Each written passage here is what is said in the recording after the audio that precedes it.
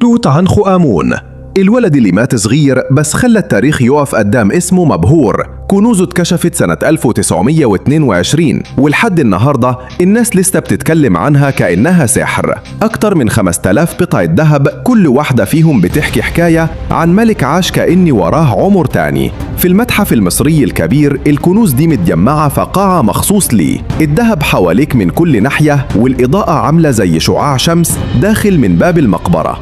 الناس بتتفرج في صمت كأنهم سامعين نفس الملك بيحكي من جوه التوابيت عن مجد مصر اللي مخلصش. بس الغريب إن في ناس لسه بتقول إن لعنة الفراعنة حقيقية، وإن اللي قرب من مقبرة توت مر عليه شبح من الماضي. بس الحقيقة اللي دخل المكان ده خرج مؤمن إن مفيش سحر أقوى من حضارة مصر نفسها. توت عنخ آمون مش مجرد ملك صغير، ده سر كبير ولسه محدش عرف نهايته.